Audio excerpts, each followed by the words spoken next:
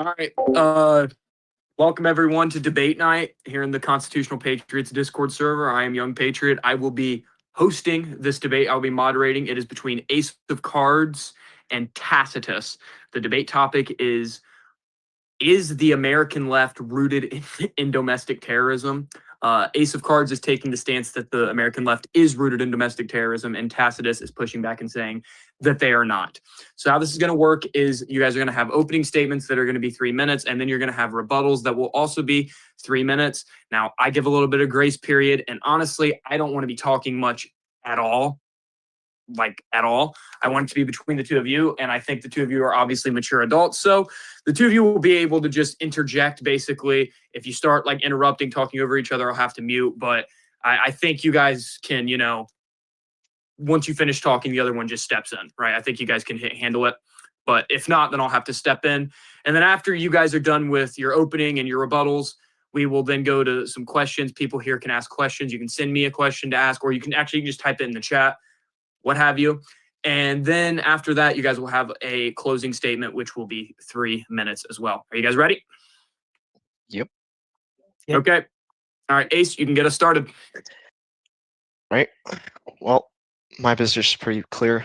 I believe that the American left, or the left-wing ideologues, I'll call them, their entire movement is rooted in domestic terrorism. Basically, what that means, domestic terror in the United States is defined under federal law, involves acts dangerous to human life that are in violation of criminal laws of the United States or any state, appears and or intended to intimidate or coerce a civilian population, influence policy of the government by intimidation or coercion, or affect the conduct of a government by mass destruction, assassination, and or kidnapping. In the United States, in the last, I'd say, probably 10 to 15 years, we have seen quite the rise of left-wing groups, NGOs, political parties, and whatnot, that I believe are in direct violation of domestic terrorism laws, which would qualify them as domestic terrorists. You have groups like Black Lives Matter, Antifa, a lot of the individuals in the Democrat Party, online political pundits that, to this very day, engage in activity that is, under law, in my opinion, domestic terrorism. They use violence, they use coercion, and they use threats of violence against the civilian population who are either politically or not politically involved, as well as the actual other political parties and people on the right, center, whatever, to coerce them into going along with what they believe and what they want. You have the political parties of the Democrats and then those who are involved in politics on the left who will engage in those similar activities through, again, coercion, destruction of property, murder, assassinations, and intimidation. They do this openly. They have made it quite obvious that they are engaging in that for the explicit reason to either harm those that they disagree with, or through threats of violence or committing acts of violence to push their political agenda and their ideology on those who do not agree with them and force them to come to heel. And in doing so, they will also engage in online discourse and use very similar tactics to essentially cudgel those into stifling any type of debate, any type of opposition, by painting them as racists, as Nazis, white supremacists, the list goes on and on. And I feel that it qualifies as domestic terrorists. All right, test this whenever you're ready. Right on. Yes, the question here today is whether or not leftism, the American left, is rooted in domestic terrorism. Today, I argue in the negative. Political violence, in my opinion, owes no allegiance except to the barbarians who wield it under the false pretenses of justice and revolution. I'm not going to engage in this idea that speech, which is protected, somehow is equivalent to acts of domestic terrorism. So again, we're asked today whether or not the American left is rooted in domestic terrorism. If words would have any meaning at all, I think we have to reject that notion. I'd reject it just on its face, but I've got to give some proof behind that. Not least of which because the question implies that one half of the political spectrum is inherently violent, perhaps more so than the other half. But it also places a greater emphasis on the means to ends over the actual roots of many elements of what constitutes the overall left in America, and it completely ignores motive. If all it takes to be considered terrorism is the presence of fear as a consequence of an action, then we ought to abolish all crime, murder, theft, vandalism, whatever you want, and simply convict people on the amount of fear their actions cause in the community. If that sounds absurd, that's because it is, but it would be the logical foundation that justifies any notion that domestic terrorism is a root philosophical driver behind the left in America. Um, I digress on that point, but I think in order to support this stance, I really intend to just give a brief overview of liberalism and its philosophers, addressing differences between the kinds of political violence, because I think there's a fundamental difference between revolutionary violence, guerrilla warfare, uh, and domestic terrorism. Um, I think we can't just conflate the three. I don't think it's appropriate to say, well, some keyboard clack warrior said this one thing that I didn't like that upset me. It must be terrorism. Um, if we go with that logic, then literally nothing has meaning. Everything means the same. Um, and so I'll conclude eventually. I think I'm just making a final point regarding political violence in general. But I think in order to really have a debate to answer this question, to say yes or no, is to really define what liberalism is. What is the American left? What does that constitute? Is it an umbrella? Is it not? I think it's an umbrella. And I think we also need to define what domestic terrorism is, which there's an idea of it, but there is no charge of domestic terrorism. There are crimes associated with it that stem from the Patriot Act and that the FBI uses, but no one is charged with domestic terrorism. That charge doesn't exist, and so I think I think we also need to look at intent and motive. And I think we need to be careful not to paint broad strokes against our political opponents, lest we just become the barbarians that wield these things under false pretenses.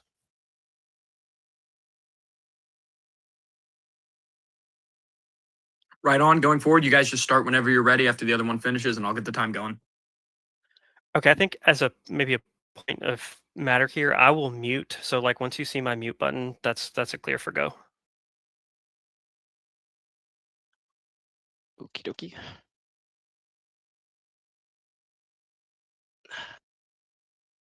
So the basis for why I think the left is rooted in domestic terrorism is pretty simple and straightforward.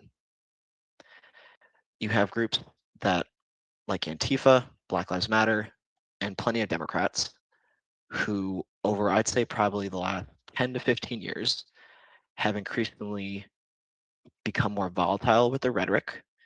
They have publicly, on news, in Congress, on social media platforms, they have openly called for people to go out and attack those that they disagree with. People on the right, Trump supporters, quote unquote, make America great again movement, conservatives.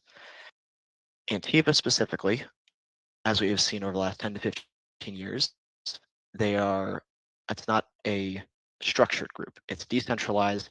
You have people who just slap the I'm Antifa sticker on them, what we say. Specifically in places like Seattle and in Washington and Oregon, we have seen black bloc militants. So that's what they are. They're armed with various types of weapons, and they will go out and they will physically attack, harm, and attempt to kill or kill those they disagree with. Specifically for Antifa in the last couple of years, we've seen with the whole transgender movement, that type of social change that they want. People who disagree with them they come out and protest against various laws that are being passed to either allow or disallow biological men from being in sports or being using the bathrooms that they want. People will go out and protest, but then you have Antifa will come out and quote unquote counter protest, but in doing so, they will attack them, they will assault and batter them, and they will use violence to essentially coerce them into saying, no, you can't disagree with me. If you do, I will physically attack you and try to kill you. That those acts that they commit would meet the very straightforward definition of domestic terrorism. They're using coercion, they're using violence to influence not only government policy, but the civilian population to go along with what they say under threat of being attacked, and not even just the threat of actual evidence of being attacked for disagreeing with their quote unquote protest, like they call it, when it's not a protest. Under the Supreme Court precedent of the Brandenburg test for any type of free speech, any type of speech that direct that leads to direct incitement or producing imminent lawless action is not covered under the First Amendment. You go on That's it. Your saying I time's up. disagree with Your you. time's up. Your time's up. Okay.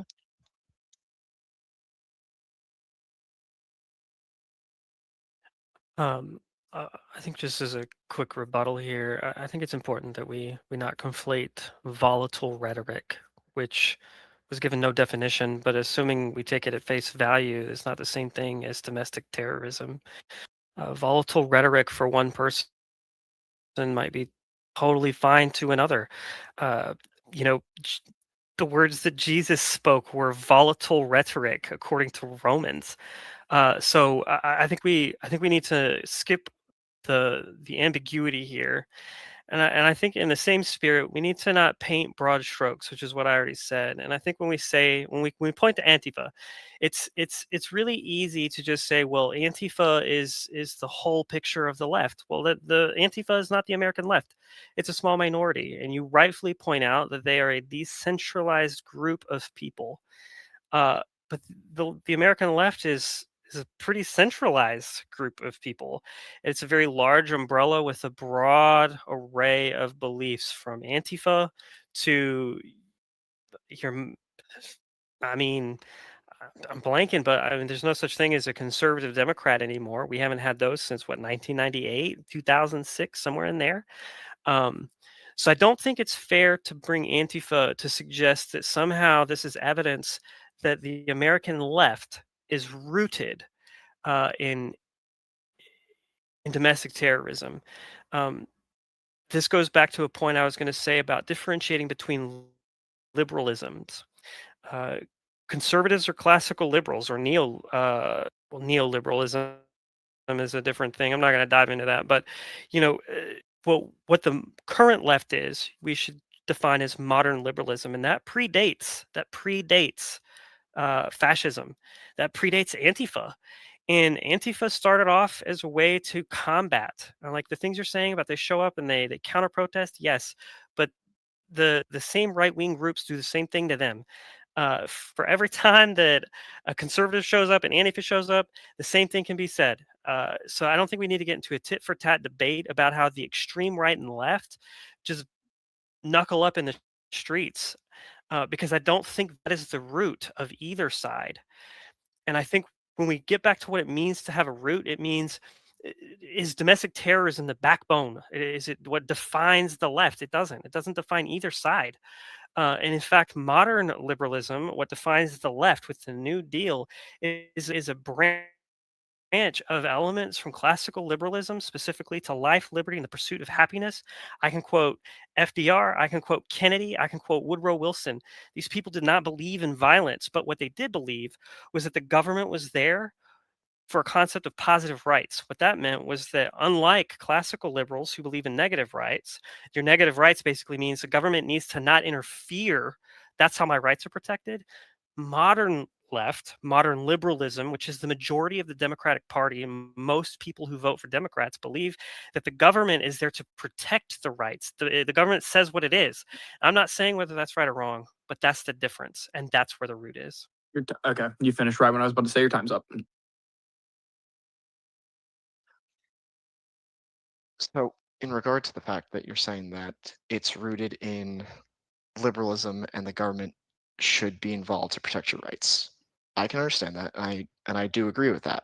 However, where I think that it's where I come from of saying that the left is rooted in domestic terrorism is that people who are on the left, like Antifa, BLM, and all these activists, they see any type of government um, protections, or not say protections, but the government being taking their hands off, saying we're not going to do this, or we're changing this policy. They take it as, instead of them just taking their hands off and letting other people decide, they see it as an existential threat to those rights, which they are not. And when you have Democrats and people on the left saying they are taking our rights away, it then gives them justification to then go out and quite literally fight for their quote unquote rights they're losing. And I'm not arguing, or I'm not saying that just them saying you need to be going out and resist or whatever is domestic terrorism. It's the fact is that the people who listen to them, they see what these politicians and the people they follow online are saying. Oh, we're living in a fascist country now because Trump's doing this or that with this policy, or they're doing this or that with this specific law, or they're passing these laws. They then use that to essentially um, springboard and tell the people who follow them, like, you if you do not fight this, like actually go out and fight this, you are going to lose that right. And then when the wave won, we're now living under Hitler again. We're living under Mussolini and fascist Italy. And they use the thing of, oh, I'm just speaking, I'm not actually telling people to go out. Well, no, when you tell somebody who genuinely believes that these are rights that if they pass this law, they lose that right, they then see that saying, go out and resist them. Well, they take it to the 10th level and they go out and they assault you. They try to kill you because they think that if you take this quote unquote right away, they are no longer able to live. And in regards to the trans thing, is that these people who are specifically transgender, they are told, oh, if they take away this right, that's a genocide against you. They're going to come kill you. So to them, they're thinking, oh, if I don't go out and stop this and get rid of this threat, like actually get rid of it and harm you or kill you, I'm going to die. It's a life, or it's kill or be killed, essentially. So while they're not actively endorsing violence, because these people are, in my opinion, mentally unwell and unhinged, they take what they say of go out and protest and resist them to mean I need to fight for my life.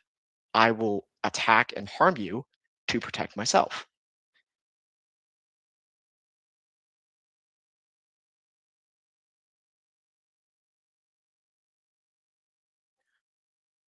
Um, so you're giving an example. You said if you don't go out and fight this, you will lose your rights.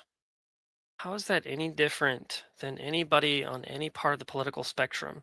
I can parse out so many examples of 2A. I remember a time when the NRA was for background checks, but now you've got Wayne LaPierre going up there and he's saying things like, well, if we strengthen background checks, you're going to lose your right to firearms. How is that any different, my dude? Like the fundamental basis behind classical liberalism, not even modern. I'm talking about uh, Adam Smith. I'm talking about the people that founded this country. They would have said the same thing. They didn't just say it; they did something about it. They didn't just challenge the notion of an existential threat. They called it out and they challenged it with violence when necessary. I'm also going to point out that you said that BLM is not actively advocating violence. Those were your exact words. If we look at the Armed Conflict Location and Event Data Project, which I haven't vetted, but according to them, They recorded over 10,000 BLM demonstrations across 2,700 locations, with 95% of those events being peaceful. So if we're to take everything that you just said about BLM, that they do not advocate violence. In fact, they have advocated publicly about nonviolence, um, and the vast majority, the overwhelming majority, have been peaceful. How can we say that they're an example of a violent group? Statistic like that doesn't.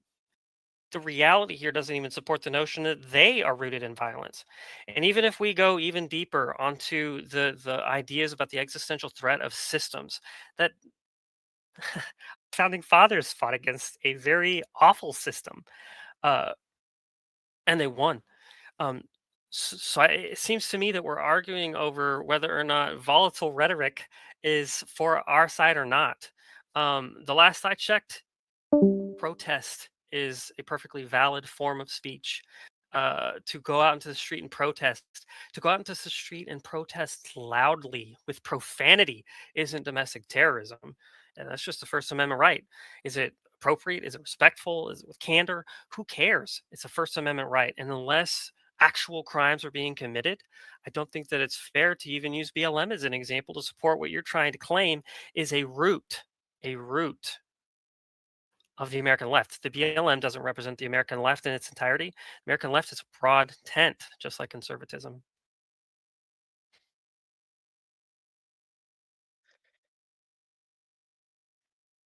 When you cite the that project with BLM, for example, you said that 95% of them are quote unquote peaceful, right? Back during this 2020, the quote unquote summer of love, as they love to call it online and all the people in the media love to call it, you had BLM protests, quote unquote, that led to over $2 billion in property damage. I think I'm just quoting off the top of my head, so I'm not sure if this is accurate, right?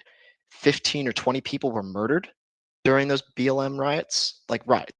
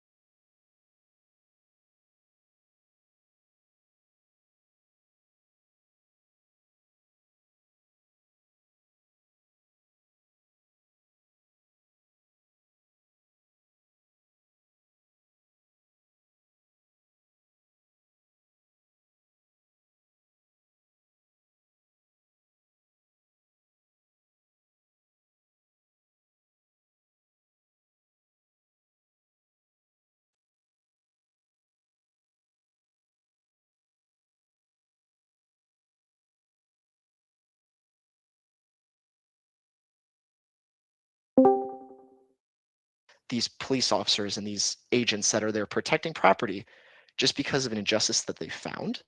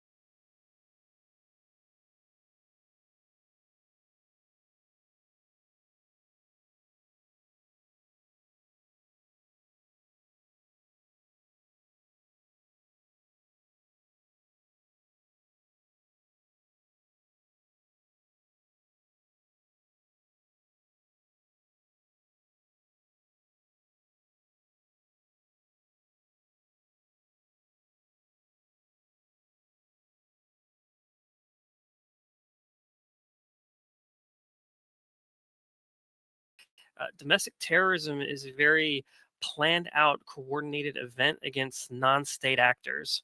And riots can often be against state actors. It can be about getting heard. I think the intent and the motive behind it is not the same. I don't think that many riots start with the intention of ending anybody's life. Property damage, yes, property damage just happens during a riot. You want to talk about scale? Whether it's $1 or 2 billion, I don't know that I'm going to convince you that a riot isn't the same thing as domestic terrorism. But again, you're kind of sidestepping this. Question is domestic terrorism a root of the American left? No, it isn't. Um, Modern liberalism evolved from classical liberalism, which I said before. I don't know if y'all need me to define what classical liberalism is, but really it's about life, liberty, and the pursuit of happiness. It is about fundamentally natural rights, and it's about government not saying what I can or can't do unless there's harm. It's about free market capitalism. It's about rights being protected through non-intervention. Modern liberalism, which we use for some reason we have evolved to have liberalism meaning three different things. But modern liberalism or social liberalism basically says we can have those rights, but the government has to protect it. That's why we have economic protectionism. But the founding philosophy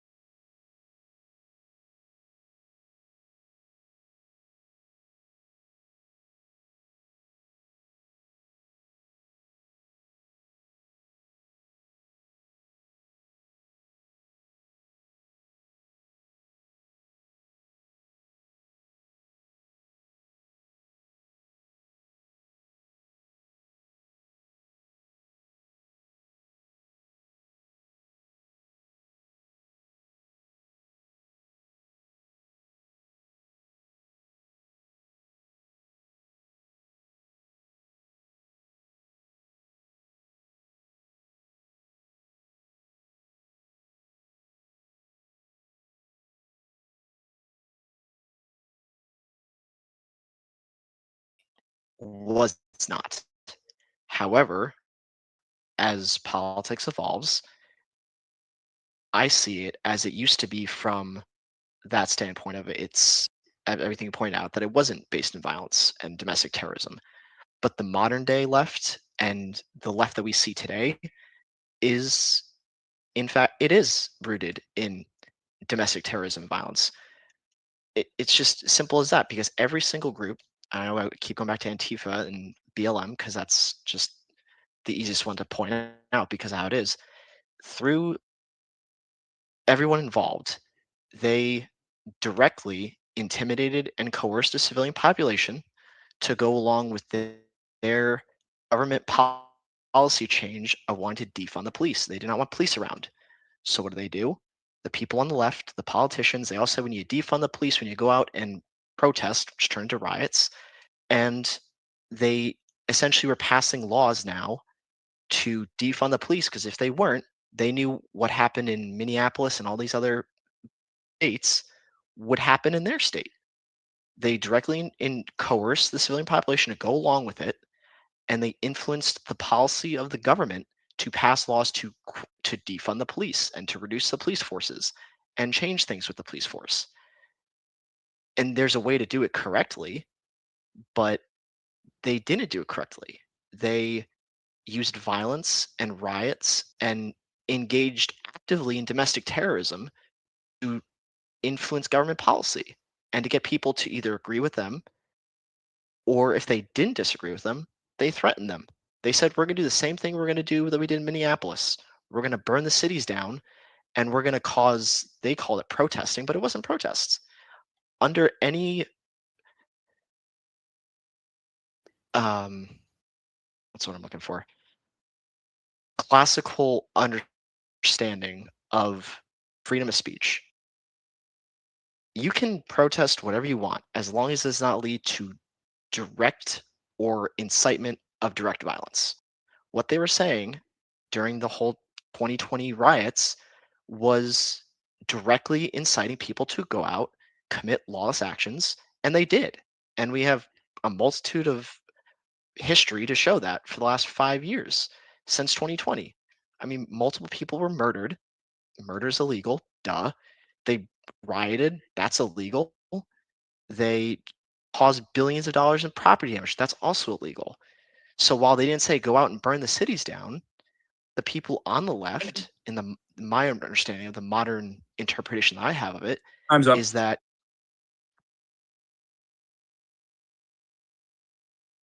I'm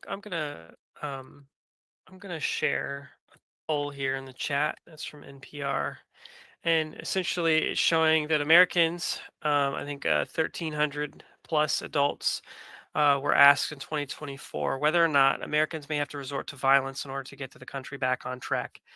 Um, from March 24 to September 25, Democrats increased from 12 to 28%. So just factual. This is consistent with CSIS, that's also measuring that, I think for the first part of 2025, or yeah, 2025, for the first time in 30 years, there was more, I think, plots from left wing violence as opposed to right wing. Um, but this also shows that Republicans went from 28 to 31%. This is what this is showing. And it shows at about the same percent. 71% of Democrats and 69% of Republicans disagree with this notion. So I'm sharing this to kind of point out, because you're painting this idea that the left wing is just inherently violent, that they're just like going out and burning down the streets because they just, f everybody I disagree with. But I think it's also like this profound generalization that you're doing, along with this recency effect. And the recency effect isn't even really applicable because you're talking about stuff that is 6 years old. You're using the most extreme examples, but the vast majority of people, literally two-thirds of people, do not agree with violence. And so if we're going to say, well, the left is violent, well, we have to agree that the right is too. And so now we get back to this point that it's just another tit for tat. It's just Antifa versus the far right. It's just Antifa versus the fascists. It's I fundamentally, I was going to say this for my closing, but I think political violence, I said this before too. I think political violence is not beholden to any ideology, but fundamentally, I think that it is a failure of politics. And so, Ace, when you come in here, and I have gone ballistic over some of the things you said in this chat, is you're lamenting this idea of like volatile language, but you've made comments about locking up everybody that is on the left. But like most people on the left don't agree with violence. They don't. Um, you're talking about how like BLM and all these people wanted to riot and burn down the cities. BLM is just as decentralized. Yes, I've seen that left wing terror attacks and plots in the United States. Totally see that. I also see that that's 0 to 8, so less than 10 plots per year. Show me what the conservative one is. Show me what right wing is. Let's compare and contrast our little graphs there. I'm not contending that left hasn't increased. I am, in fact, demonstrating that point. But that doesn't mean that violence is the root. In fact, I think people just don't know how to disagree anymore. I think that is the fundamental root cause of this. It isn't a belief that domestic terrorism is the way to go. And one last thing about this quote 2020 Summer of Love, which you're the second person I've heard call 2020 the Summer of Love. I understand Summer of Love to be a 1960s event. Some of that property damage was done by right wing people too, and other people not related to BLM. Time is up.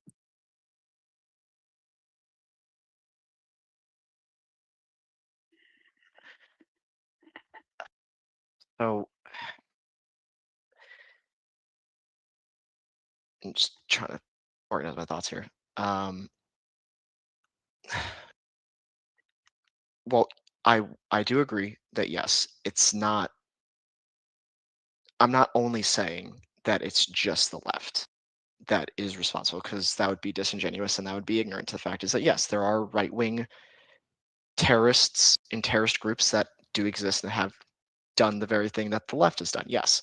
However, where I would counter to that is saying that in the last 5 to 10 years, we'll say, or 5 years even, we have seen more plots of violence against those on the right by people on the left. You have Trump being nearly assassinated 3 or 4 times now, and the people who were involved are either dead because they killed themselves or they were arrested and they were put in prison, rightfully so. You have the murder of Charlie Kirk, who was assassinated by a person who, for all intents and purposes, was a left wing individual who disagreed with him. And instead of having a debate with him, he went out and murdered him, assassinated him in public. And I would say that, sure, is it a failure of politics? Yes. However, we're not seeing people during the era of Biden when people were calling him like dementia Biden or sleepy Joe Biden. They weren't going out and trying to murder him. They didn't have people trying to shoot Biden in the head. They didn't have people going out shooting left wing political commentators and activists. The only times we have seen that in the last 5 years has been against those on the right wing, conservatives, and Trump. So when you have people that are saying, "Well, we're just protesting, we're just saying, we're using our free First Amendment rights," sure, they are. However, because of how tribalistic it is, in the last 5 years, 10 years, that people who are on the left take what is being said and they are so extreme that then they go out and resort to these acts of domestic terrorism and violence. And you don't see that with on the right. You see the pockets of like the Proud Boys and the other people, the far right groups. Yes, I will definitely agree that they do those things, but not to the level that we see on the left. Day in and day out, you can look across all social medias, and even in Minneapolis, recently with the whole ICE protests, you didn't see people going out during Biden's administration and doing this because he wasn't enforcing immigration. No, the people were protesting. People went out and tried to petition the government to change policy. But now, during Trump's administration, you people going out actively fighting, obstructing, and trying to kill ICE agents because what they are seeing is that, oh, they call in Congress all the time, all day, every day, seems like. They're saying, well, ICE can't do this. It's illegal. Well, they can. They are legally allowed to enforce immigration law. It's federal immigration law. But then you have people being told by these groups and these organizations that are actively organizing in groups and in signal chats to go out and attack and obstruct Time's up. and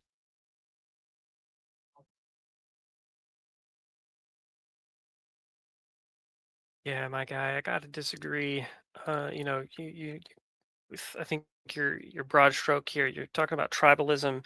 I think we like tribalism. Tribal politics is again beholden to no ideology. I find anarcho-capitalists to be the most tribal of them all, frankly. Um, no offense to any ANCAPs in here, but and I also want to say political violence, attempting to kill a president, attempting to kill anybody like Gabby Giffords, uh, absolutely inappropriate. But you're here talking about how like, well, the right never does that. Well, I'm looking at the same article that you're talking about that you're citing, and I'm just going to point out that the right between 2016 and 25, the same article that you copied and pasted this, or I'm sorry, Unhinged showed this. Sorry, um, right killed 112 people as opposed to 13 from the left.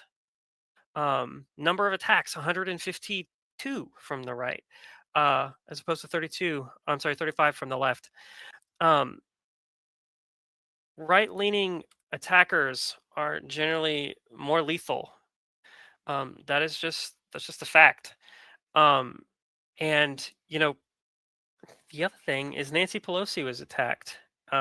If you don't remember, um, share that link.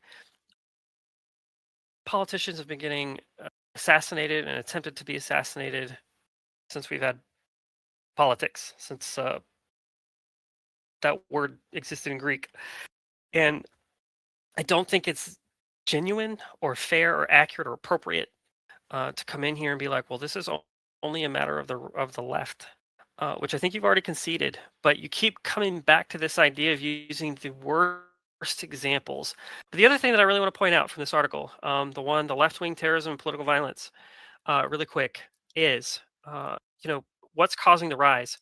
When we look at domestic terrorism, that is an act against non-state actors in order to create fear in the community. The increase in left-wing incidents, quote from this article, in the past decade is driven by plots and attacks directed at government and law enforcement targets. I'm not saying, I guess I am saying, I think when we need to get back to our definitions here, those acts are not meant to instill fear in the populace. It's meant to instill fear in the government. And I think to these people, their intent is for this to be viewed and treated and seen and felt as revolutionary. But I also don't think it's the vast majority. Even BLM doesn't agree with this. BLM is about as decentralized as Antifa. Probably somewhere between that and the 99% movement. The point is it is decentralized. So one group in one state may believe in this violent act, whereas the majority don't. And so I think when we look at intent, we still don't get to this place where it's rooted in domestic terrorism. Time's up.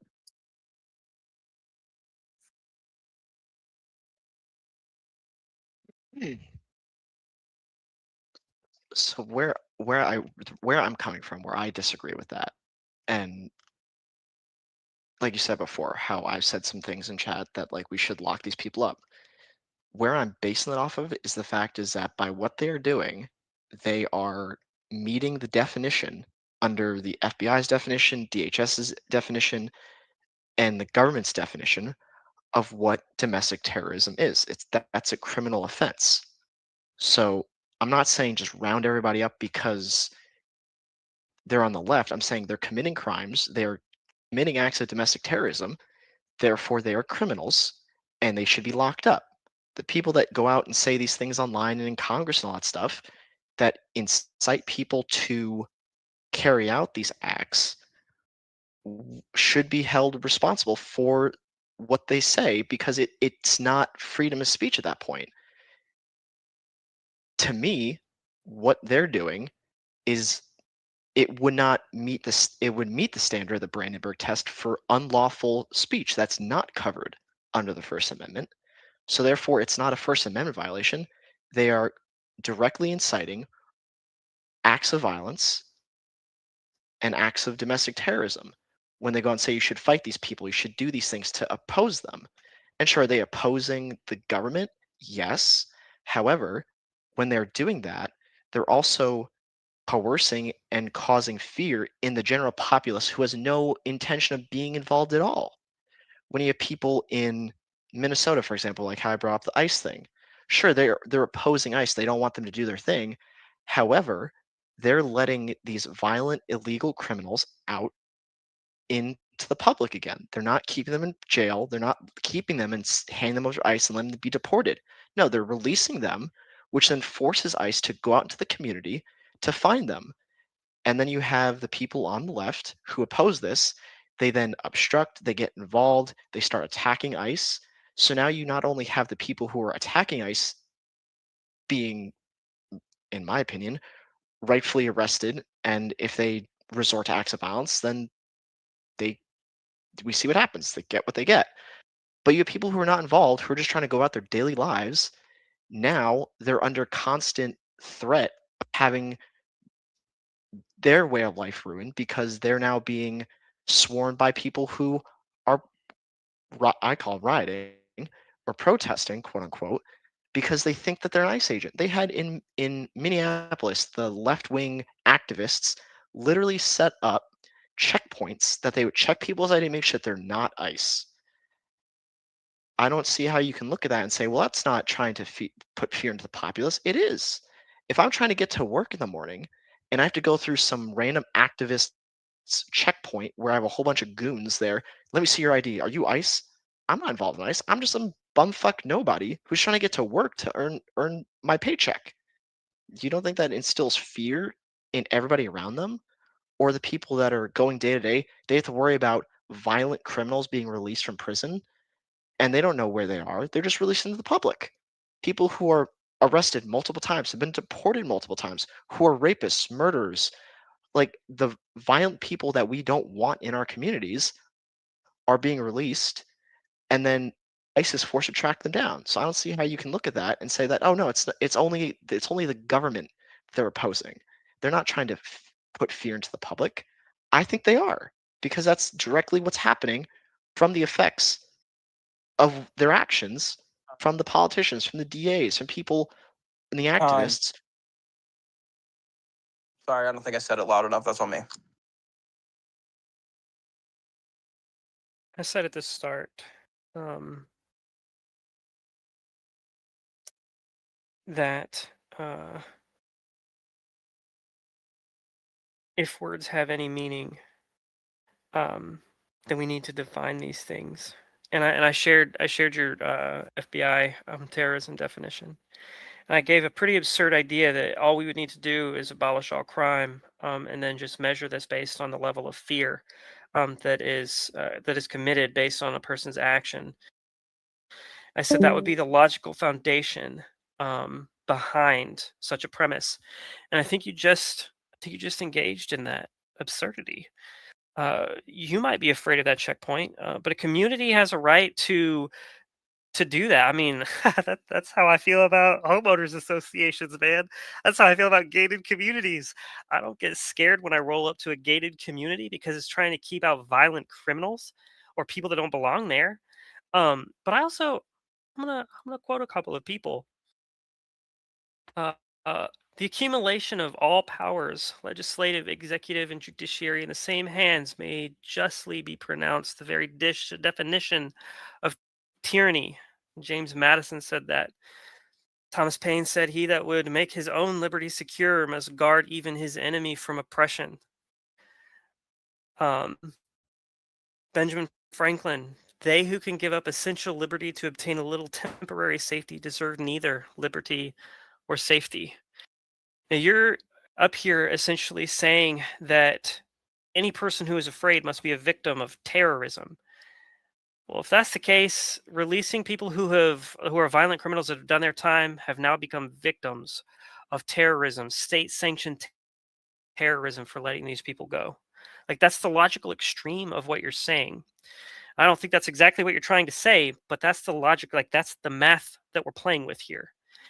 And I think that we have to get back to this. You're talking about these goons just going out and fighting ICE agents. Well, the last I checked, ICE is the government. They are state parties.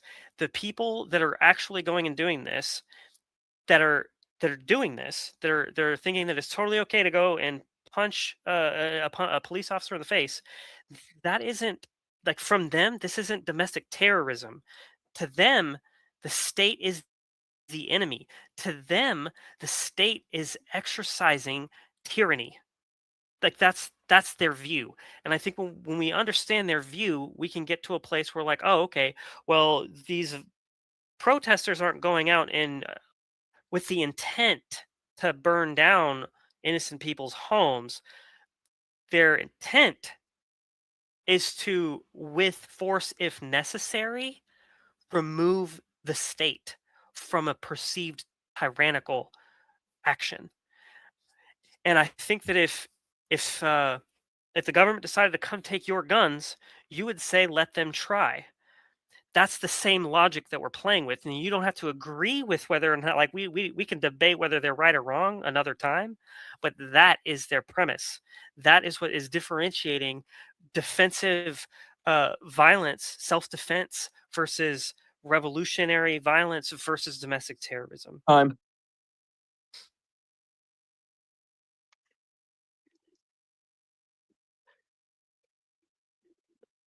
I don't agree with that, because what ICE and the government is doing is lawful enforcement of immigration law. People who should not be here, who have no right to be here, who should not be here in the first place are allowed to stay here. They're not coming to take my guns because, or I should say, let me rephrase that. Saying that ICE is here to enforce federal immigration law, which was passed by Congress, signed by the president, is not the same as the government coming to take my guns because they don't want me to have guns. That's not the same thing. They are enforcing federal immigration law. They're arresting criminals who they are criminals because they are here unlawfully without any legal basis to be here. It's not the same as claiming to be it's a tyrannical power of the government to enforce laws because it's not. The Second Amendment guarantees the right to keep and bear arms. We all understand that. But there's no constitutional right for illegal aliens to be here and stay here. They're not. So I don't think you can conflate the government enforcing federal immigration law as tyrannical in the same regard as a actual tyrannical government coming to violate someone's Second Amendment right by taking their guns, because the people who possess guns are lawful owners of firearms. They're allowed to possess them. So I disagree with that fact is that it's somehow the same because it's not. It's two very, very different things. And under current and I hate using the whole, well, it's because it's the Supreme Court says it's lawful, it's lawful. Like I don't want to appeal to legality here because that's a fallacy. But under current Supreme Court precedents, ICE is allowed to operate anywhere in the United States. They're allowed to arrest and deport anyone who's not lawfully present. And under, I think it was Biden v. Texas, during the Biden administration, they affirmed saying, yeah, the federal government has a right to enforce or not enforce immigration law. It's not a state thing. So states can't oppose that, and people cannot oppose that. Because if you were opposing the lawful authority of the government through means of violence, that would be considered for to try to change the law or coerce them or influence policy. That would be domestic terrorism. And if you're trying to oppose the lawful authority of the government to enforce the laws, that treads into the territory of insurrection. You're now actively trying to oppose the government's authority to essentially kill two birds with one stone through the use of domestic terrorism, oppose their authority, and with a lot of these people who are like Marxists and revolutionaries to essentially overthrow the US government because they don't like immigration policy or they don't like certain laws.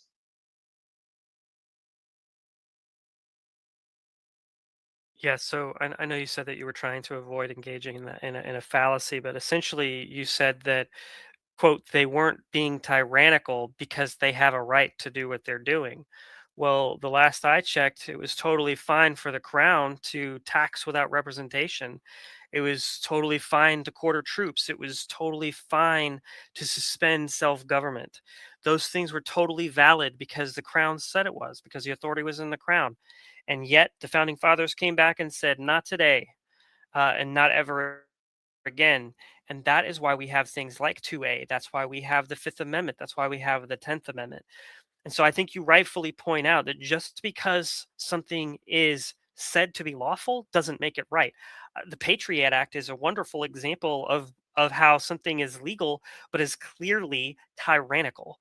The idea that we have no right to privacy, despite the fact that we have Supreme Court cases and despite the fact that we have an entire amendment that says actually we do have such a right. And so it is a little baffling to me that you are attempting to like sidestep what I'm trying to say. Again, I'm not saying that their cause is just right or wrong. Like I'm speaking to none of it. I am trying to demonstrate for you that I believe that these people are not coming from a root of domestic terrorism. I think they're coming at it from a point of self-defense. And I was not attempting to conflate. I was attempting to create an analogy for you to understand the logical reasoning behind the reason why they're in the streets yelling at ICE agents, recording ICE agents, which is totally legal, by the way. It's not even tyrannical. It is legal as long as you're not interfering with the action. But I'm going to share another source. That is showing that 2/3 of Americans now feel that ICE has gone too far. I'm using this as kind of a proxy measure to kind of demonstrate for you that the people on the left feel fundamentally that what ICE is doing is too much. And I'll point out, and I can find the source. I don't have it in front of me, but even Republican support is shifting from ICE isn't doing enough to ICE is probably going too far. And I think that we can concede, not me, I think you could concede, uh, that perhaps it was inappropriate to throw in 7,000 ICE officers or 3 or 5 or however many thousand people that weren't following basic protocol. I think that ICE would have been served better had they all already had cameras. We wouldn't have this issue. And I think that there are examples that are coming out. I think the reason we haven't heard about some of these examples around violence is because we're acting too quickly with not enough information. And and that is an example of too far, too much. It is. Um, and I'd be happy to have a 4-day conversation on the history of policing in America because criticisms against ICE are 200 years old. This debate has long existed before ICE. But this poll that I shared is really meant to show that the Democrats have a fundamental fear. They're not going out trying to blow up civilians to scare the community. They're trying to frighten the government, to let the government know that they're not going to be put down, that they're not going to let even their neighbors, legal or not illegal, uh, be impacted by what they view as tyrannical force. Um,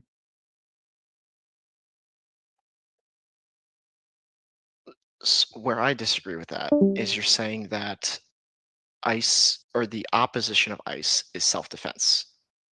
I fundamentally disagree with that because saying that opposing ICE and not letting them deport illegal criminals that are in the country is somehow self-defense, I can't get behind that because then essentially where that leads to is that, oh, well, because we can let 20 plus million unknowns into the country and then we just have to accept that they're here. We can't get rid of them. No, no. We're going to let anybody and everybody in. So if we can let everybody in, but then we can't remove them because they're not even supposed to be here lawfully. They're not legally present here, not authorized to be here.